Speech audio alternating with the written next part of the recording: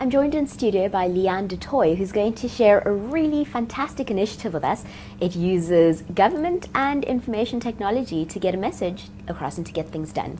Thank you for joining us. Great, thanks for having us. So it's called GovHack. Yes, so it's called GovHackSA, and what that stands for is Government Hackathon. So it's an hackathon is where a group of coders and developers and business people and creatives get together and work on solving a particular problem. So what we've done is we've got our problem from governments, and they give us what they call data sets. It's a Silicon Cape initiative, so that's where it comes from. And what we do is we get these data sets, which is different types of information that government provide us. Then what we do is we create different challenges. So we go to government and we're like, what are your problems? How can we help us? And how can we get community involved, specifically startups? We had 3 challenges for this particular hackathon. The first challenge was in conjunction with another well-designed capital project, where we try to see how could we facilitate mapping of community projects and municipality. And then the second one was a residential app of how can residents be engaged with each other. And then the third one was called the Active Citizen, was how can we get citizens to be interactive with each other and government as well. So government provides you with all the data and the information that you need. Yes, they try and provide as much as they can. Unfortunately, it's not all in readable format, but we try, and that's why we have these hackathons, is to try and showcase what we still need, what we can create, and how we can utilize that further. So each time we have a hackathon, we find out what more we can get. But what is great is that government were very open to giving us the data. It's not confidential data, it's data that you can utilize anyway. So it could be how many churches are in Cape Town or in South Africa, how many municipalities are there, where can you go and get certain information. So yeah. So you have a group of technology experts or developers getting together once every so often and taking that data and turning it into something useful. Absolutely, and it's not only experts, it's also, we try and encourage new entrants to also come in. So if you're learning a new program, you can definitely come and put your skills to the test. We don't prescribe what platform you have to work on. So what platform is by like what language. So it could be, you could be using a Journey platform or a Google platform. So it doesn't have to be prescriptive. We try and keep it as open as possible. We're trying to say, show us what you can showcase, show us what you can do, and let's see how we can work together. And then the winner gets to have an audience with the mayor, which is quite exciting because that could be taken further and we could see how we could actually utilize that within government.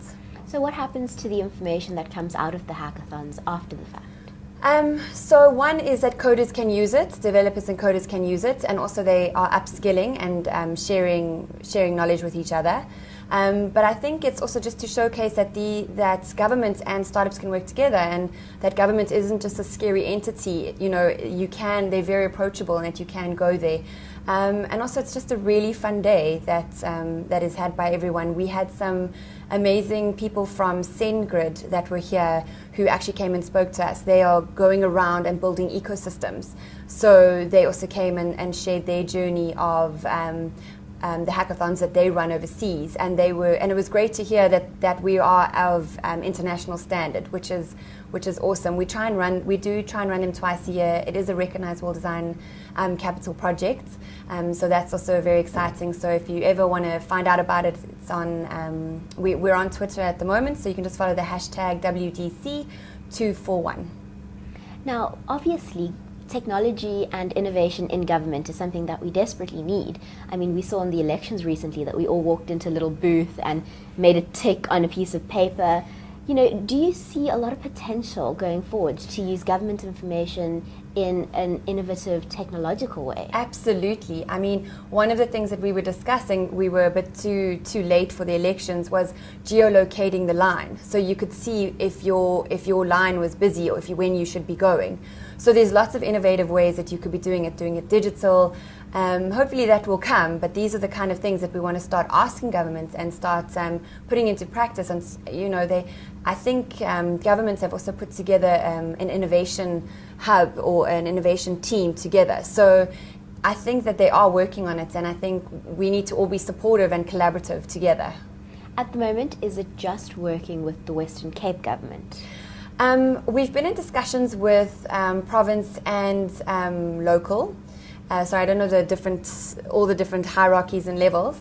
But it also came out of, we're busy working on legislation as well, and that is a different subsector of Silicon Cape, where we're trying to implement open data and open data policy. So taking learnings from the UK, America, and seeing what does open data look like, what format should it be in, where can you go get it.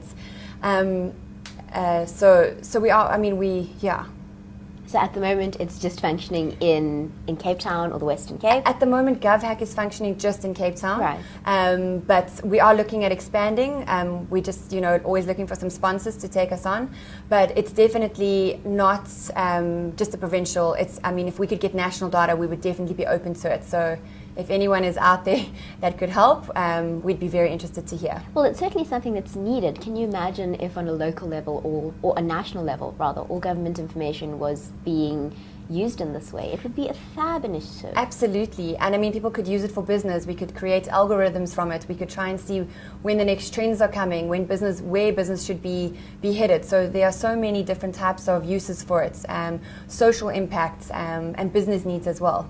Well, we really wish you all the best of luck, and please keep us informed on what happens next. Absolutely. Thank you very much. Thank you. Cool.